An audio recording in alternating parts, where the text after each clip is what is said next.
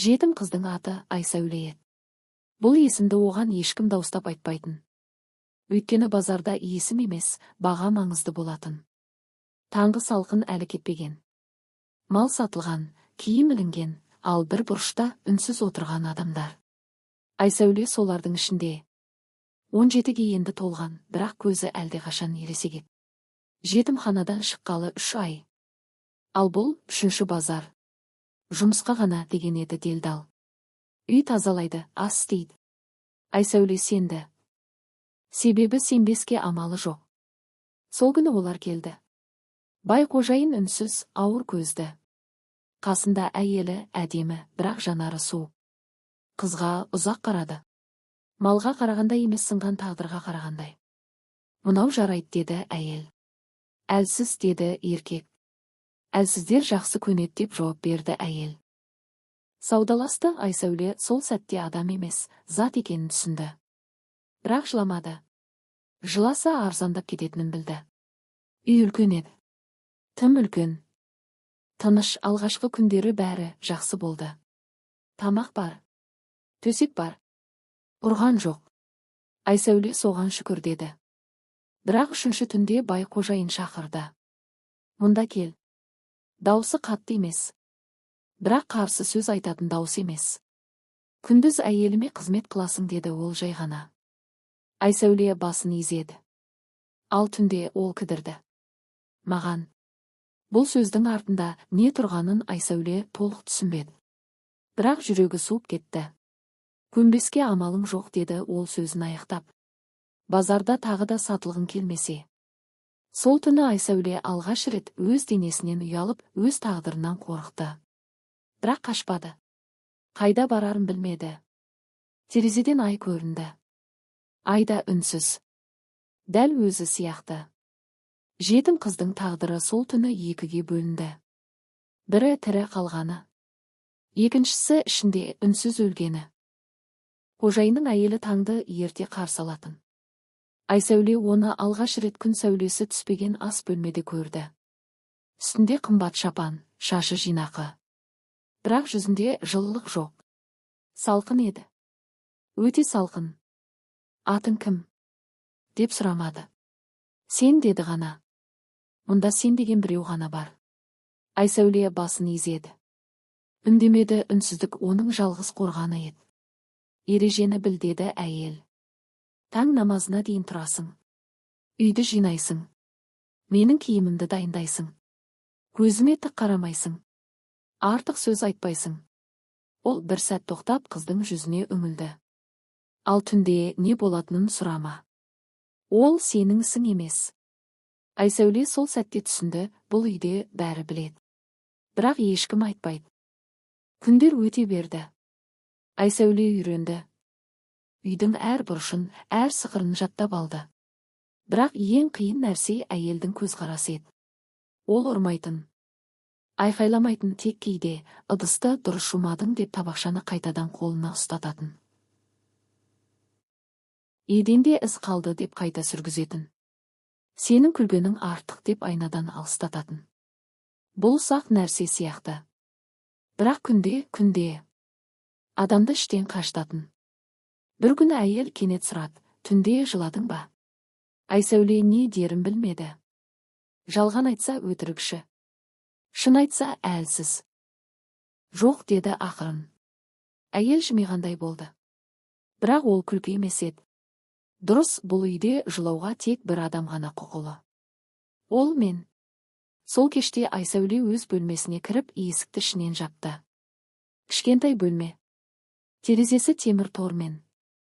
Ол алғаш рет тізесін құшақтап отырды. Мен жаман қыз емеспін. Мен тек тірі қалғым келеді деп ойлады. Түнде қожайынның даусы тағы естілді. Есіктің ар жағынан. Кел, бұл сөз бұрынғыдай қорқынышты емес еді. Одан да қорқыныштысы үйреніп бара жатқаны. Айсәуле сол түні айнаға қарады. Айнадан бір қыз қарап тұрды. Бірақ ол бұрынғы Айсәуле емес еді. Көзінде сұрақ азайып, мойынсыну көбейген. Ал базардағы жетім қыз ішінде ғана қалды. Түн бұл үйге жай ғана келмейтін. Түн бұйрықпен келетін. Айсәуле кешке дейін шаршап жүрсе де, түнде ұйқы келмейтін. Себебі ол ұйқы емес, шақыруды күтетін. Есіктің сықыры. Ауыр қадам. Қысқа ғана сөз. Кел, ол әр жолы тұрар алдында бір сәт кідіріп қалатын. Мүмкін бүгін емес шығар. Бірақ есік ашылатын. Қожайын көп сөйлемейтін. Сұрамайтын, сезім көрсетпейтін. Оның үнсіздігі ұрып соғудан да ауыр еді. Себебі ол Айсәулені адам ретінде көрмейтінін білдіретін. Түн өткен соң таң келетін. Ал таңмен бірге қожайынның әйелі оянатын. Айсәуле таңертең ас әзірлеп жүріп, әйелдің жүзіне қарамауға тырысатын. Бірақ кейде сезетін, әйел бәрін біледі. Әр қадамын, әр түнді. Бірде әйел кенеттен, кеше кеш жаттың деді. Даусы жай ғана. Бірақ ішінде у бар. Айсәуле жауап бермеді. Саған ауыр ма? Деді тағы. Жоқ, деді Айсәуле автоматты түрде. Әйел тоқтап қалды. Ұзақ қарады. Маған да ауыр, деді кенет. Бірақ мен үнсізбін. Сен де үйрен.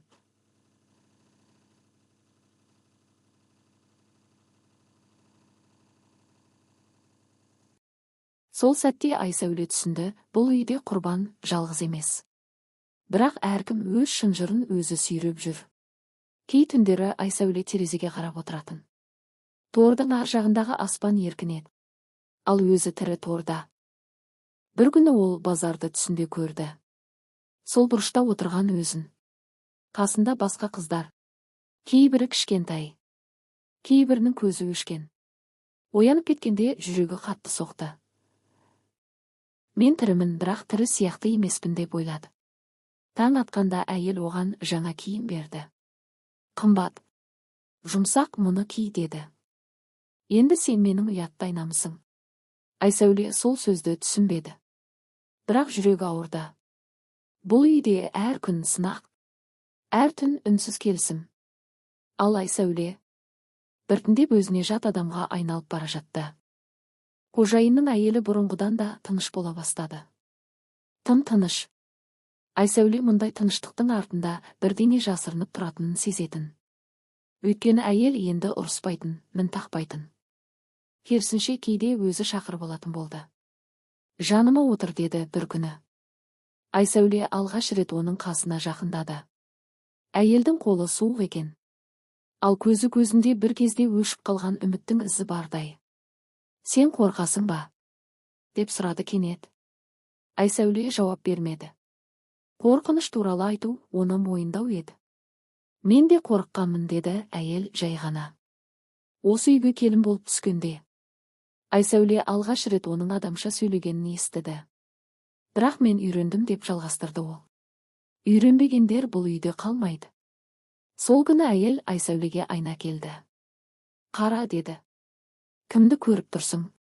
Айсәуле үнсіз қалды. Өзімді, деді ақырын. Әйел басын шайқады. Жоқ, сен менің жас кезімді көріп тұрсың. Ал бұл, ол бір сәт кідірді, бұл маған ауыр. Содан бастап әйелдің көзқарасы өзгерді. Кейде тым жұмсақ, кейде суық, ал кейде қызғанышқа толы. Бір күні қожайын Айсәулеге бұрын соңды болмағандай қатты қарады. Артық көз салма, деді қысқа ғана. Айсәуле сол сәтте түсінді, әйел бірдеңе айтқан. Түнде шақыру бұрынғыдан ертерек болды. Ал таңертең әйел, енді сен менің жанымда ұйықтайсың, деді. Қызметші бөлмеде емес. Бұл қамқорлық емес еді. Бұл бақылау. Айсәуле сол түні төбеге қарап жатып ойлады. Мен бұл үйде біреудің орнына жүрмін. Ал орны бар адамды бір күні алып тастайды. Үнсіз қызғаныш дәл солай басталады. Айғайсыз, көз жассыз. Бірақ қауіпті. Айсәуле қашуға дайындалған жоқ. Оның қолында түйіншекте, ақшада, жоспарда болған жоқ. Тек шешім ғана болды. Бұл үйден тірі адам болып кету мүмкін емес, деп ойлады ол. Түн ортасы ауғанда үй мүлгіп тұрды. Қожайын сапарға кеткен. Әйелі өз бөлмесінде. Айсәуле баяу тұрып есікке жақындады. Бірақ дәл сол сәтте әйелдің дауысы шықты. Қайда? Айсәуле селк етті. Бұрылды, әйел орындықтан тұрмай отыр екен.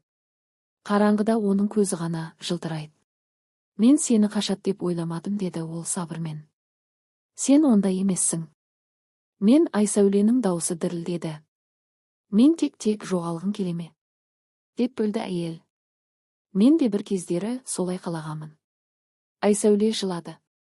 Алғаш рет. Дауыстап емес.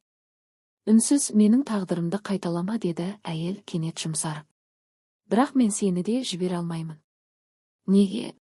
Деп сұрады Айсәуле сыбырлап. Әйел ұзақ үнсіз қалды.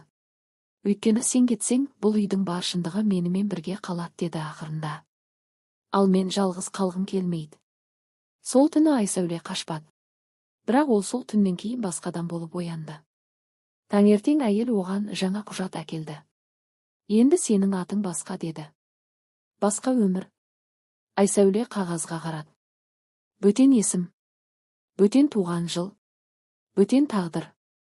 Бұл сені қорғайды, деді әйел. Емесе мүлде өшіреді.